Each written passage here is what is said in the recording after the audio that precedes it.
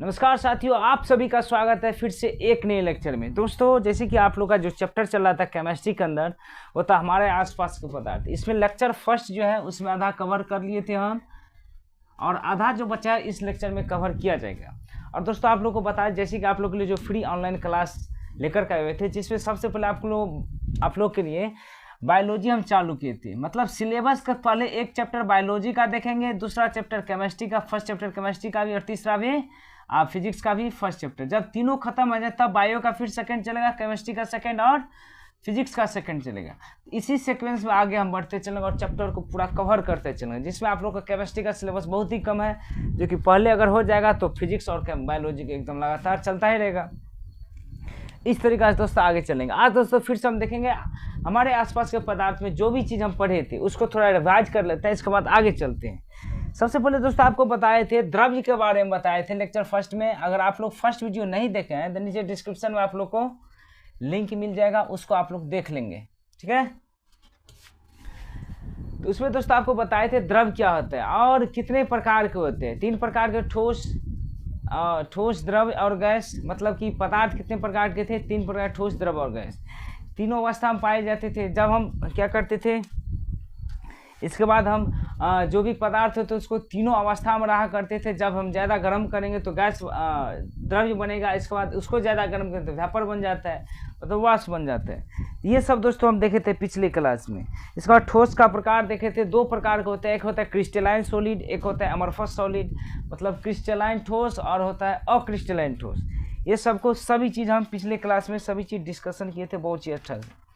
आज दोस्तों हम बात करेंगे जो स्पेशली होता है कि मान के चलिए जो ठोस होगा, द्रव्य होगा और गैस। ठोस, द्रव्य तथा गैस, ठीक है। ठोस, द्रव्य तथा गैस, इस तीनों की अवस्था एक साथ हमेशा देखने को मिलता है। ये तीनों अवस्था क्या होता है, हमेशा एक साथ देखने को मिलता है, ठीक है दोस्तों। जैसे कि मान के चलिए डायग्राम आप लोग अच्छा से बनाएंगे, ठीक है। जैसे एक एग्जांपल लेते हैं, हम यहाँ लेते हैं बर्फ। बर्फ को अगर ज़्यादा थोड़ा गर्म करते हैं तो बर्फ पिघल के क्या बन जाता है, जल, ठीक है। और जब जल को थोड़ा हम गर्म करते हैं तो क्या बनेगा, गैस, गैस बनेगा। जब गैस को हम क्या करेंगे, ठंडा करेंगे तो क्या होगा, जल बनेगा। और जल को ज़्यादा ठंडा करेंगे तो क्या हो जाएगा, बर्फ हो जाएगा। इसमें जो आपको बर्फ जो होता है वो ठोस अवस्था में होता है, ठीक है। जल जो होता है वो द्रव्य अवस्था में मिलेगा आपको, और गैस जो होता है वो गैसीय अवस्था में, मतलब कि वाष्प के कंडीशन में दिखाई देता है आपको, ठीक है दोस्तों। चलिए ये चीज़ दोस्तों, क्योंकि इसको ज़्यादा हम क्या करेंगे, गर्म करते चलेंगे। अगर गर्म करेंगे बर्फ को तो जल बनेगा, जल को फिर गर्म करेंगे तो गैस बनेगा।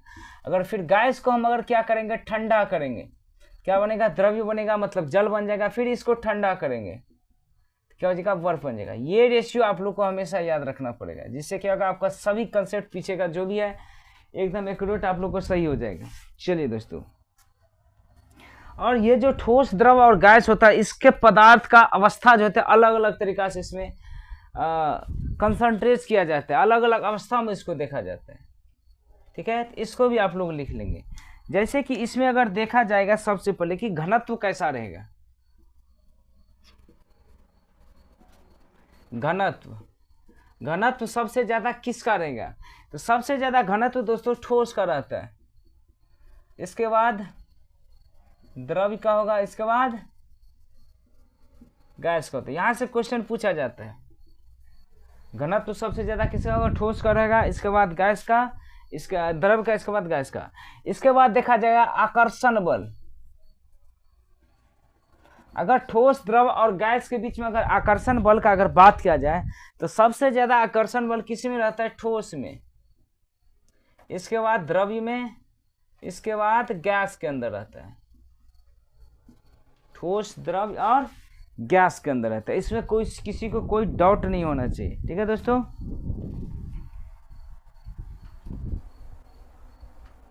एक मिनट, चलिए इतना। इसके बाद अगला पॉइंट हम देखते हैं। अगला पॉइंट देखेंगे कि प्रसार कैसा होता है। इसका मतलब कि जैसे कि किसी कोई ठोस है, इसको प्रसार कैसे करते हैं। जैसे गैस को, एक चुटकी गैस सिलेंडर का अगर लीक होता है तो पूरा रूम में गंध करने लगता है, उसी तरीका से इसका प्रसार पोजीशन देखेंगे। तो सबसे ज़्यादा किसका होगा? गैस का होगा, इसके बाद द्रव का होगा, इसके बाद ठोस का होगा। मतलब कौन सबसे ज़्यादा घुलनशील हो जाएगा वातावरण के अंदर, इसी को हम पहले प्रसार बोलते थे। इसके बाद विस्तरण देखते हैं, कौन सबसे पहले है एक दूसरे के साथ मिल जाएगा। तो सबसे ज़्यादा पहले कौन मिलेगा? गैस को अगर खोलेंगे तो वायुमंडल में सभी चीज़ मिल जाएगा। इसके बाद द्रव्य मिलेगा, इसके बाद ठोस मिलेगा। ठीक है, इसके बाद अगला चीज देखते हैं। इसके बाद गतिज ऊर्जा की अगर बात किया जाए, कौन में सबसे ज्यादा गतिज ऊर्जा होगा? इसका इंग्लिश नाम दोस्तों काइनेटिक एनर्जी होता है। गतिज ऊर्जा सबसे ज्यादा किस में देखा जाएगा? गैस में, इसके बाद द्रव में, इसके बाद ठोस के अंदर।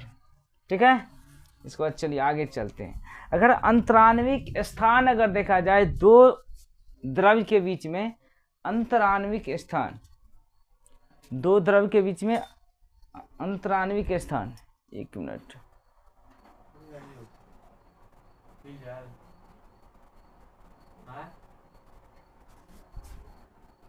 दो द्रव के बीच में अगर अंतराण्विक स्थान की अगर बात किया जाए, इसको सबसे पहले देखते हैं क्या चीज होगा। एक सेकेंड। तो सबसे ज्यादा अगर अंतराण्विक स्थान देखा जाए तो किसमें होता है? गैस में होगा, इसके बाद आप लोग को द्रव्य में होगा, इसके बाद ठोस में होता है। ठीक है, ये चीज यहाँ से क्वेश्चन एकदम बीवीआई इंपॉर्टेंट है, इसको बीवीआई करके चलेंगे, बहुत ही ज़्यादा इंपॉर्टेंट है। यहीं से क्वेश्चन इस चैप्टर से अगर पूछेगा तो आ सकता है। एक तो क्वेश्चन यहाँ से बनेगा, एक क्वेश्चन यहाँ से बन सकता है। इसको आप लोग अच्छा से वीडियो को पॉज करके इसको फिर में उतारिएगा अच्छा से। इसके बाद देखते हैं, जो आपको बताए थे कि पदार्थ का 3 अवस्था होता है। 3 अवस्था के बाद 2 और साइंटिस्ट अवस्था का नाम बताए थे। उस अवस्था का नाम बताए थे, चौथा अवस्था का नाम था प्लाज्मा कंडीशन में रहेगा, और 5वां में था बोस-आइंस्टीन मॉडल। कौन था? बोस-आइंस्टीन कंडीशन में था। इसको भी यहाँ थोड़ा थोड़ा करके देख लेते हैं। कौन सा कंडीशन था? सबसे पहले प्लाज्मा कंडीशन।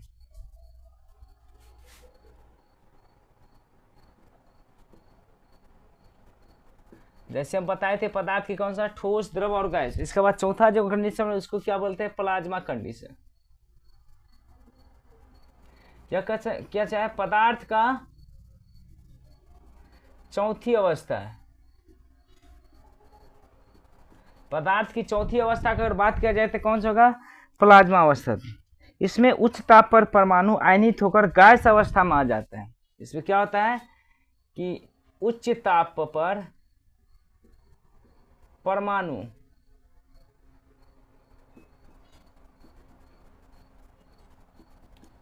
होता है गैस अवस्था में आ जाता है।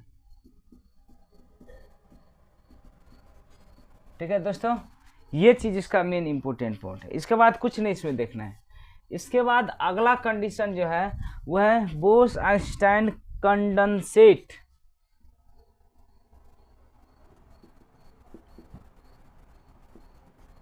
बोस-आइंस्टाइन कंडेंसेट,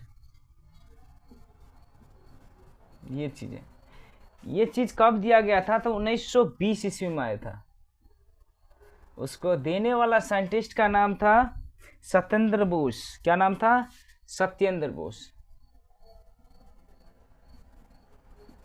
यहां से क्वेश्चन दोस्तों आता है, ये चीज ये थोड़ा याद रखिएगा। ठीक है, और इसके बारे में पूछा जाएगा कौन सी अवस्था है, तो इसको बोलेंगे आप 5वीं अवस्था। ये एक 5वीं अवस्था है। किसका? तो पदार्थ का। ठीक है, कैसे अवस्था है? 5वां अवस्था।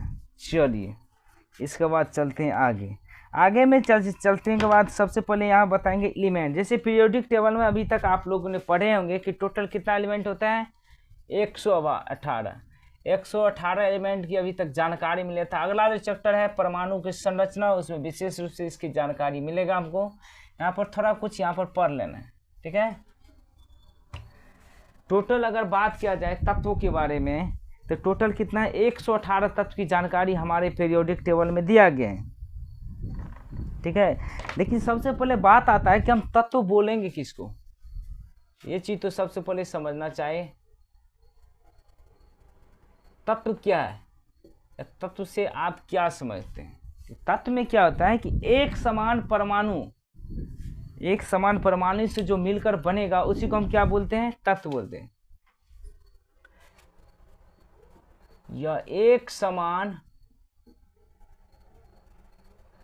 परमाणु से मिलकर बने होते हैं, ठीक है दोस्तों, उसको हम क्या बोलते हैं, तत्व बोलते हैं। और पूछेगा अगर तत्व की कितने कंडीशन होते हैं, कितने अवस्था होते हैं, तो 3 अवस्था होते हैं, मतलब 3 प्रकार का होगा। कितना प्रकार का होगा, 3 प्रकार के। एक तो होता है धातु, अधातु, उपधातु। धातु का मतलब मेटल्स, नॉन मेटल्स और मेटेलॉइड। ये तीनों कंडीशन तत्व का होता है, मतलब 3 प्रकार के होते हैं। इन सभी को अच्छा से देखें। लेकिन आपको बता दें इसमें क्या होता है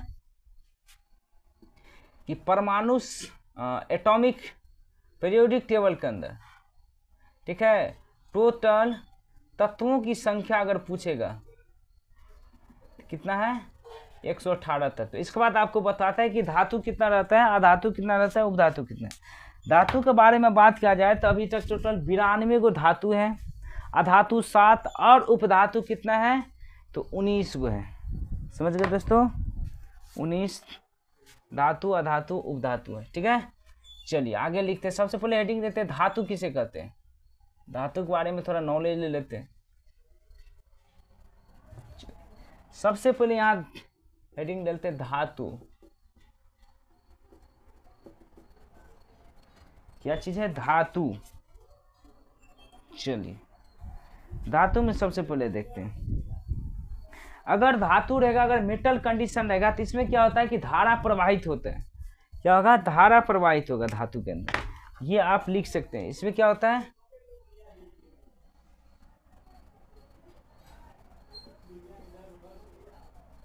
इसमें धारा प्रवाहित होता है, इसको क्या कहते हैं, उसको धातु बोलते हैं। और इसमें अगर धातु की संख्या देखा जाए, धातु की संख्या कितना था, 92 धातु था, ठीक है दोस्तों। इसको अच्छा से देखेंगे। इसके बाद बात करते हैं हम इसका, जैसे में लिख लीजिए। जैसे में बात किया जाए तो क्या होगा, लोहा और कॉपर। लोहा और कॉपर क्या है, धातु है। इसके बाद अगला पॉइंट लिखिए, अधातु क्या है। धातु का मतलब मेटल्स क्या था, और दूसरा लिखेंगे यहाँ पर अधातु मतलब नॉन मेटल। नॉन मेटल मतलब इसमें क्या होता है कि धारा प्रवाहित नहीं होगा, मतलब विद्युत का कुचालक होगा। नॉन मेटल्स का मतलब जैसे लकड़ी होगा, इसमें धारा प्रवाहित नहीं होता है, इसलिए इसमें लिखेंगे इसमें धारा प्रवाहित नहीं होता है, इसमें धारा प्रवाहित नहीं होता है। और टोटल पूछेगा अधातु की संख्या कितना होता है, तो अधातु की संख्या कितना था, 9 अधातु था टोटल, अधातु की संख्या 9 था। इसके बाद यहाँ बात करते हैं उपधातु की।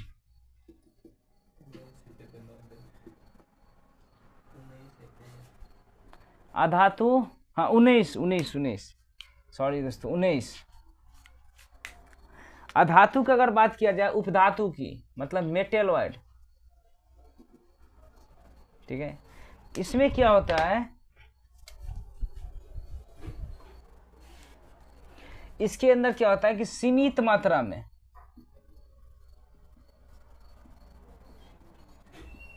धातु सीमित मात्रा में विद्युत प्रवाहित होता है।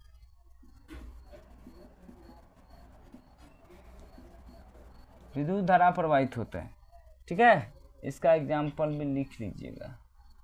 इसका एग्जाम्पल मेटेलॉइड में जैसे लकड़ी, पत्थर, ये चीज़ होगी। इसका एग्जाम्पल लिख लीजिए, क्या चीज़ होता है, सिलिकॉन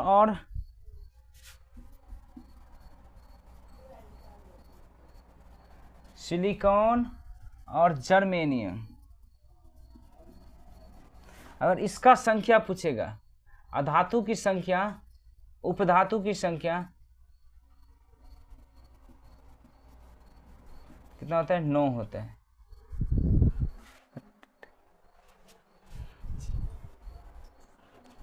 बिरानवे, 19, 9, 11, 101,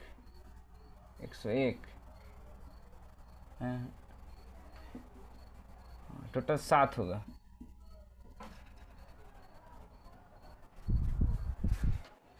चलिए यहाँ पर आकर के इस सभी चीज़ को हम ख़त्म करते हैं। इसके बाद एक और चीज़ यहाँ पर आ जाता है, एक होता है कंपाउंड, जिसको बोलते हैं यौगिक। क्या होता है, यौगिक। चलिए इसको भी देख लेते हैं।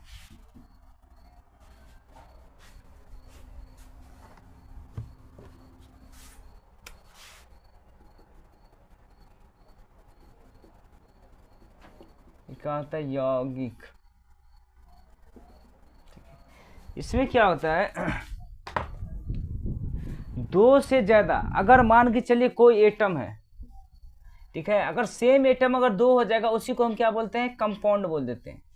समझिए, मतलब एक या एक से ज़्यादा होना चाहिए, उसी को हम क्या बोलते हैं, कंपाउंड बोलते हैं। इसको भी आप लिख सकते हैं। यह 2 या 2 से अधिक तत्वों से मिलकर बनता है।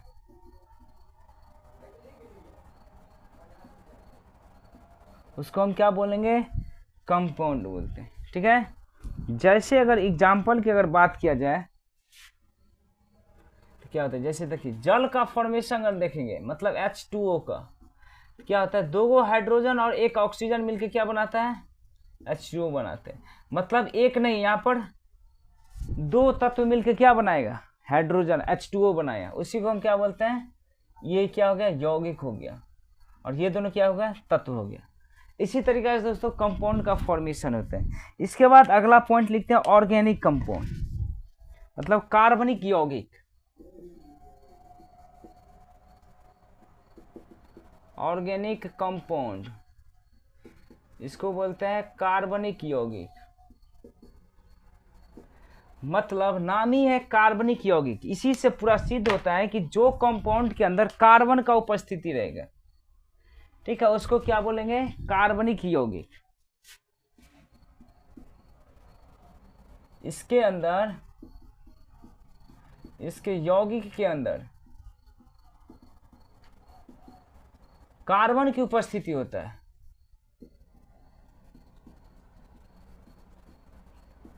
उसको हम क्या बोलते हैं, ऑर्गेनिक कंपाउंड बोलते हैं।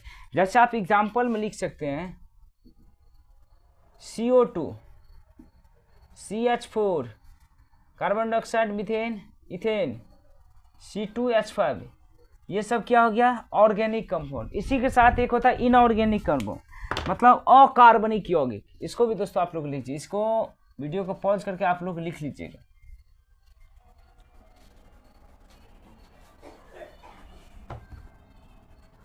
इसके बाद अगला होता है अकार्बनिक।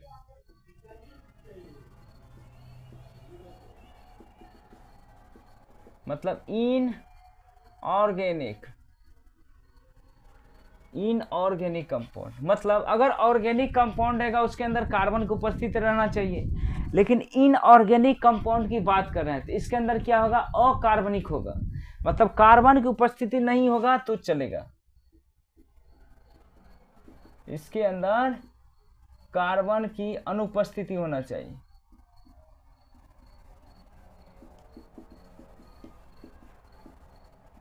उसको हम क्या बोलते हैं, अकार्बनिक यौगिक। जैसे कि आप मान सकते हैं H2O, इसको क्या बोलते हैं, इनऑर्गेनिक कंपाउंड बोलते हैं। P4O3, इसको हम क्या बोलते हैं, इनऑर्गेनिक कंपाउंड बोलेंगे, etc। ये सभी होते हैं। इसके बाद दोस्तों अगला एक चीज़ और पॉइंट रह गया, उसको और डिस्कशन करें। जैसे कि मिक्सचर, एक पॉइंट और है, इसको लास्ट करके यहाँ पर छोड़ देते हैं। ये अगला पॉइंट है मिक्सचर।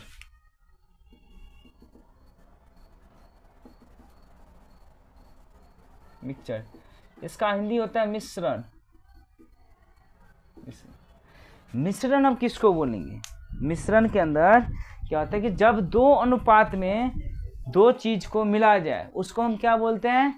मिश्रण बोलते हैं। क्या होता है? जब दो या दो से अधिक पदार्थों को या दो पदार्थों को, एक पदार्थ नहीं होना चाहिए, जब दो से अधिक भी पदार्थ होगा और दो भी पदार्थ होगा एक साथ मिलाएंगे उसको हम क्या बोलेंगे? मिश्रण बोलेंगे। मतलब दो या दो से अधिक पदार्थों का मेल को हम क्या बोलेंगे? मिश्रण बोलेंगे। लेकिन मिश्रण आगे चल के दो पार्ट में डिवाइडेड होता है। एक होता है समांगी मिश्रण, एक होता है विसमांगी मिश्रण। समांगी मिश्रण और विसमांगी मिश्रण। समांगी मिश्रण को बोलते हैं होमोजीनियस मिक्सचर। क्या बोलेंगे? Homogeneous mixture. विसमांगी को बोलेंगे हेट्रोजीनियस मिक्सचर।